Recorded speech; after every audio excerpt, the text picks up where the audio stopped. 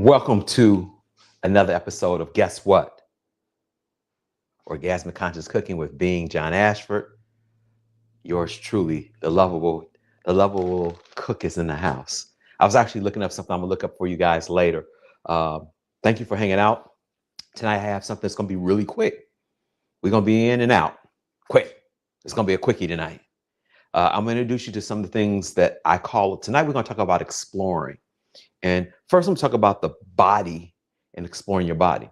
Now, get out of your dirty gutter, which is masturbate. I ain't talking about that's one explore. You can do that, but I'm talking about exploring with your body and your senses. Like, when was the last time you connected to some trees, some dolphins, a horse, or truly connected to your cat? You know, how much time do we spend with ourselves to actually to create a new way of being without having to prove, without sadness, but just checking out different things, like wearing different clothes that you never wore before. Now, I ain't talking about you putting on your mama's underwear. I ain't talking about no stupid shit like that. Ha ha ha, that's a joke. What I'm talking about, being willing to allow you to be who you are. I get kind of, upset with this planet when we start going into the judgment of other people and not allowing them to explore. A friend of mine has her granddaughter that she's help her take care of with her mom. And I'm this young girl is magical. And I'm afraid of when she gets into the school district, what's going to happen, because school districts don't know how to deal with that magic. They don't really truly allow people to explore. They make everybody the robot. You got to show up and do exactly what everybody tells you to do. Well, today we're going to talk about what is it like to explore. Challenge you, take a walk, meditate, read a book that you never thought you would read before. Just expand outside that circle. We're going to start with something that's really easy today. Okay, it's kind of hot here. I got it on low. We're going to make fish stock, Crenshaw, Melon, and fish stock. Now, it's not the same. I threw Derek off a little bit with that. Crenshaw Melon is something that I found in exploring when I was in the eastern part of Washington. I've never seen anything like this. I've heard about them, but they were a lot smaller. But when I show you this Crenshaw Melon that I found yesterday for $5, I'm keeping the seeds, because this probably can take me to a beanstalk and I find some gold or a duck and lay golden eggs or some shit like that. But today I'm gonna show you some things to explore. I'm gonna show you the head of a fish, that's how you can identify what type of real true fish you have. Tell you a little bit about the story and how I got the fish. But first, we're gonna start with this stock. This pot is pretty hot. What we're gonna start off with is about 3 tablespoons of olive oil, 2 to 3 tablespoons of olive oil. I like my olive oil in here. Okay, 3 tablespoons of olive oil. Okay, now you hear it. Shh. So what we're gonna do is we have some bay leaves from my backyard, something different, exploring, trying something different. And I'm dropping some celery in there. Can you guys hear me? I hope you hear me. 2 to 4 bay leaves in there with celery. And that's 3 stalks of celery. A giant carrot. Ah, you all see that? I'm gonna turn this up a little bit. Okay. Now, something that wasn't in the recipe, Derek, that I added, because I'm a garlic man, is that I added 3 cloves of garlic to this 1 large onion chopped up. Now, turn this up, because I want this to cook up. I don't want it to brown. And then this is the other thing I didn't have dried mushrooms. So I got some crimson mushrooms. All these organic vegetables I have. It says a handful of dried mushrooms. What I use is like a cup of fresh mushrooms. Drop that in there. Now, this is all going to cook up. The secret behind this is it takes about 3 hours for this to actually do what I want it to do. So this is going to be a part 1 and part 2. Today, I'm going to show you how to make the stock. I'm going to start the stock. I'm going to take pictures and put it on my YouTube and on the Facebook so you guys see what the stock looks like when it's done, because I'm going to let this really cook up. Yes, you hear me, Maureen. That's my sister, Maureen. These are the 2 people that help me the most in my business, Maureen and Derek. I don't know what I would do without these 2 people. They're a blessing in disguise. And that's my wife. Let's do what it do. Yes, babe. Let's do what it do. So what's going to happen is that this is going to cook down, and they want me to actually let this cook down just a little bit more. I'm going to talk to you guys. Okay. I need to grab some spoons. Okay. This is 2 cups of white wine. What I use is dry vermouth. See that dry vermouth? That's what I use today. Okay. We're going to drop 2 cups of vermouth in here. After this cooks down a little bit, and then we're going to add water. We're going to add the fish to it. Now, this is something that I'm going to show you guys, and I'm going to do a little bit later. You guys want to see. I'm not going to add any sodium until towards the end. Why? I want the celery. This is a 2-part cooking series. So saucy. And Maureen, the tour of the day is exploring, because I'm exploring different things. The bay leaves I had to go cut from my yard. Exploring, gardening. That's one of the greatest things to get close to earth. What would it take for you to actually, I keep on looking at the screen. I know Derek's like, dude, look at the cameras, they're up. I'm sorry. So explore, expand outside your fucking comfort zone. Find what makes you happy. And you also do that in the kitchen with your food, okay? So now this is smoking. Okay, so what I'm gonna do, I'll drop this 2 cups of wine in there. 2 cups of wine.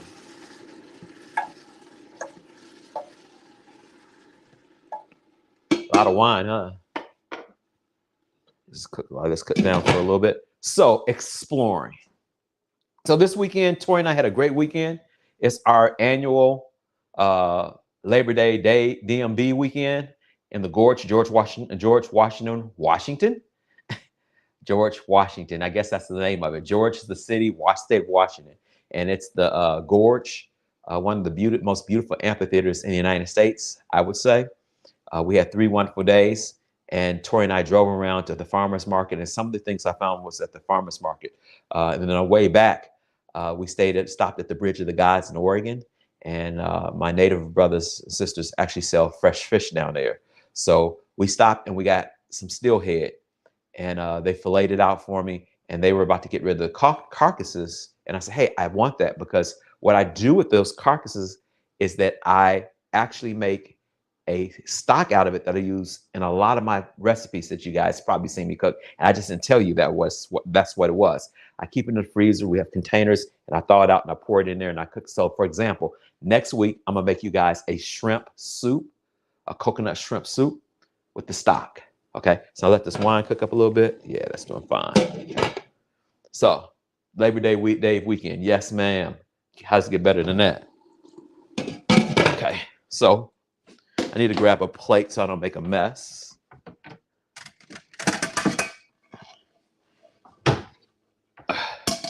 So, show and tell. It's alive.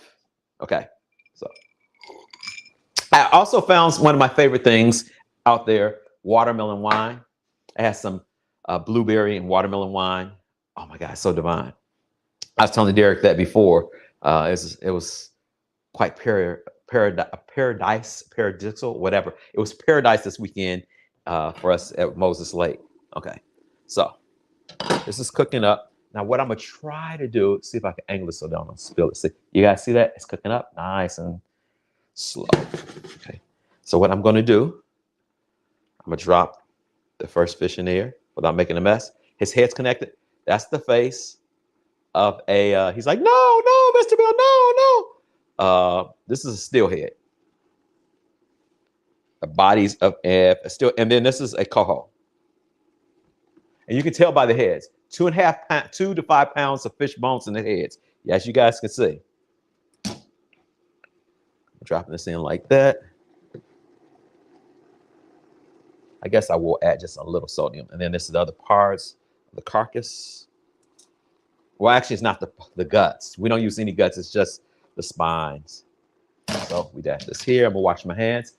What makes the watermelon blueberry wine? Oh, okay, just 1 second. Let me get this. Do this. The wine is actually flavored with the fruit, natural fruit, and it's just divine for me. So what you do? You see me put this fish in here. I'm gonna stir this around a little bit. So secret exploring. You don't want to make people sick. So when I finish this, I'll wash this towel. My wife goes through the towels in the kitchen like every so many hours because she's grossed out by dish towels. She has a phobia with dish towels. So what I'm going to do, once I put there, see, this all has to be sanitized out because that's fresh fish. So what I'm doing is I'm going to start with 2 gallons of water.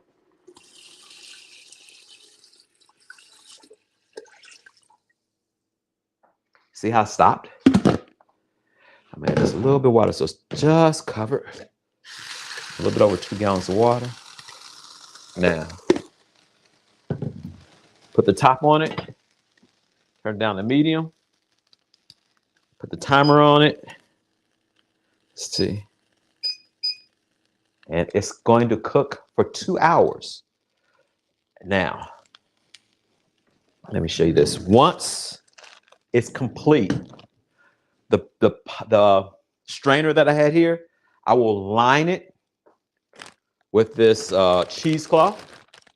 This is cheesecloth. I'll line it and I'll pour the stock into another pot, but it's going to capture all of the fat and deposits because sometimes it gets kind of gross, and sometimes you can skim it off the top, and I'll do that too, but then I'll strain it, and all the vegetables that you saw in there, they'll cook up, and so it'll be a rich fish flavor that will be like God touched for most stews, any pasta dishes. So what I'll do is I'll take small containers, and I'll take a small container of that stock, and I'll add it to the pasta, like if I'm doing a shrimp pasta or smoked salmon pasta, or if I want to make a steelhead chowder. Because the other thing that we discovered is while we were out there was sweet corn. Guys, we saw so much corn on the way out there, which is like, where am I? Cornville? Kind of corny, huh? Play on words. But we got a bunch of corn. So what I would do is so I bought like a dozen ears of corn, and what I'm gonna do is put it on the plate. This one I'm gonna eat tonight with my wife, not just this one, she has one too. And what I'll do is I'll take the corn off the cob and I'll freeze it. So when I want to make any chowder, corn chowders, or I like using corn as sometimes as a light sweetener with carrots for certain sauces and blend it in, so I don't have to add any sugar, table sugar. Corn syrup, corn. Do you see where I'm going? So corny. I am, Maureen. I'm kind of corny. I'm a corny type of guy.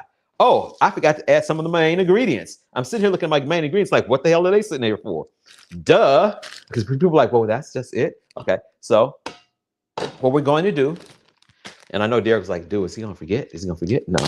So this, I'm going to show you what this is. I'm going to put 2 star of anise. It looks like a little star. Can you guys see that? A star up in the sky. I see a shining star for me to see. So I'm going to drop 2 of them in there because I don't have another ingredient. And this has a licorice flavor. So I'll drop that in there. Fennel seeds, which also, let me get a spoon. I'm replacing that because I don't have fresh fennel. So I'm using 2 tablespoons of fennel seeds. Remember, none of these seeds are going to be in because everything will be strained out.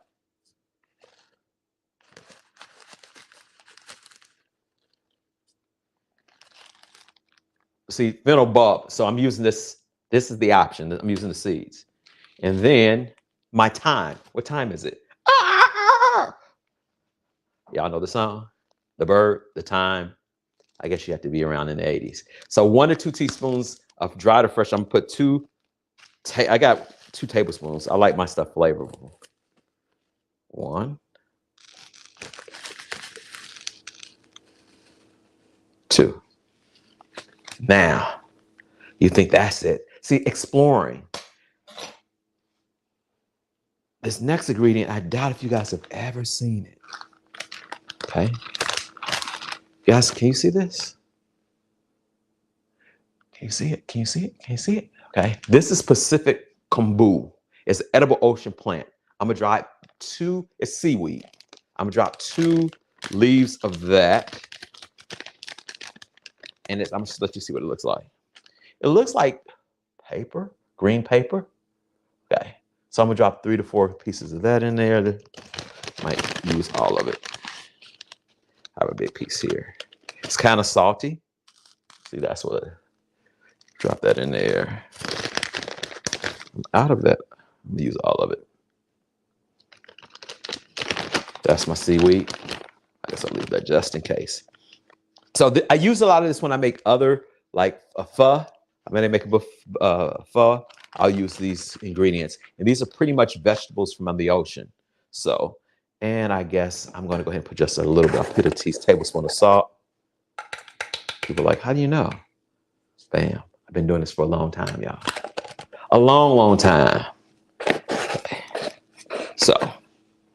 So stir this up so this all gets down in there. Ooh, yummy, yummy, yummy. So good for your tummy.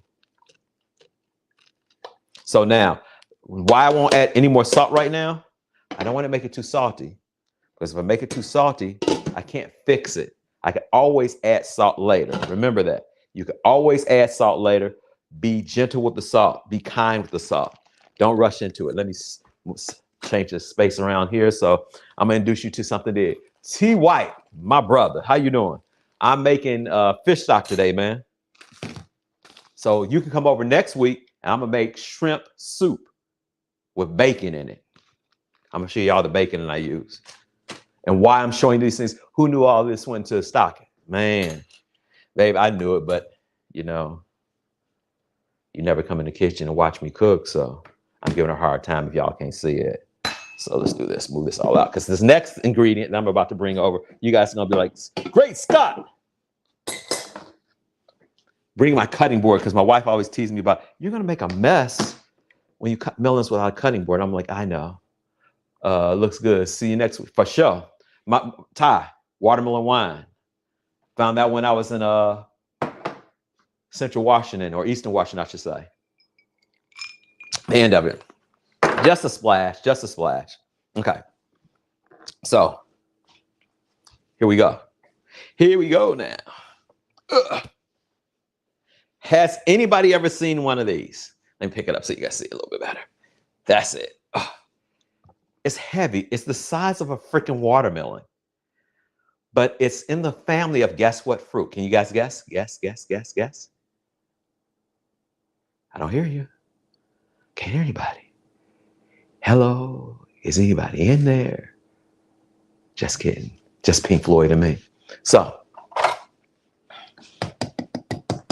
high in vitamin C. Guess what family? Connected to the cucumber. Not a squash. Close to the cantaloupe. Weird, right? Connected. This is a cantaloupe family, right? I was like, get the fuck out of here. Look how big my head is. Look at that. No, let me do this. This is bigger than my damn head. It smells rosy, very aromatic. It's really good for to reduce the swelling of the gut, inflammation of the gut. Like I said, and it's also good for the joints. I mentioned high vitamin C. And so me being John the farmer and the consciousness dude that I be, I am going to show you, I'm going to cut it and I'm going to save some of the seeds. Because one day, I was talking to Maureen, and Tori knows this, we're going to move someplace. I have cantaloupe seeds from my favorite cantaloupe. The Kissimmee cantaloupes are the best cantaloupes on the planet. John Ashford has seeds. If you come to my backyard, I've taken envy apple seeds and I have an envy apple tree in the backyard. You got to be able to talk. I have a sister that I know in Access, and she always talks about talking to plants. Well, I like going grocery shopping, and I love going plant shopping and picking up the vibration of the plant. And when we walked into the farmer's market, when we were coming home, when we got the corn, I saw this thing and it was next to the watermelon. So I was like, what the hell is this? It looks like a pumpkin that's too early with a green top. Looks like the Hulk who got sick. Anyway, it's called a Crenshaw melon. So I'm gonna make my attempt to cut it. I hope no bird jumps out. You guys will be able to see that. I guess I don't know how to cut this damn thing. Okay. So we'll do it this way. It's cutting really easy. Oh, there's a lot of juice in this puppy. Oh, I'm kind of excited. Dun, dun, dun.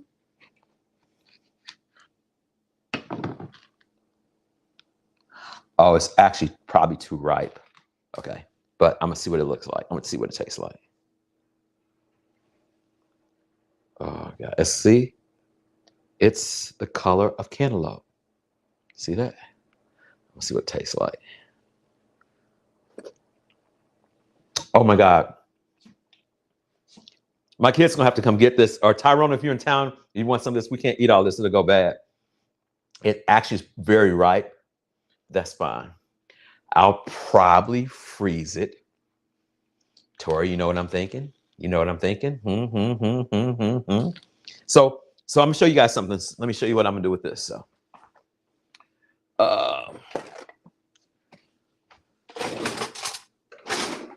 So I'm going to go seed hunting.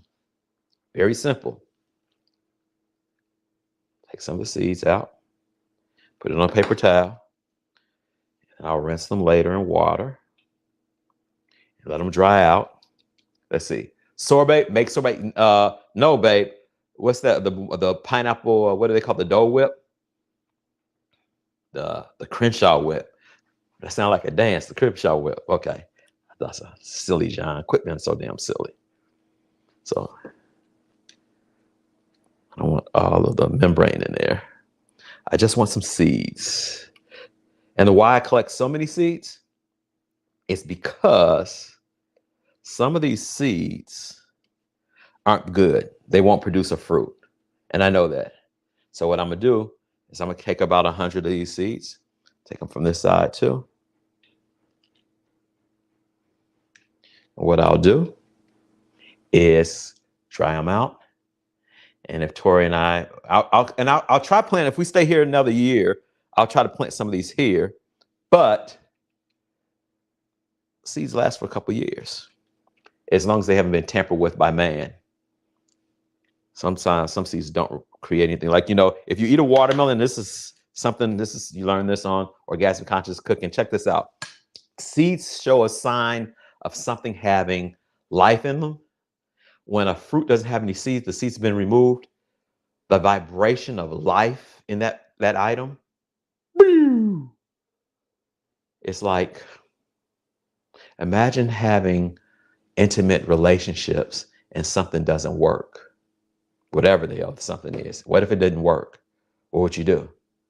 Yeah, cry.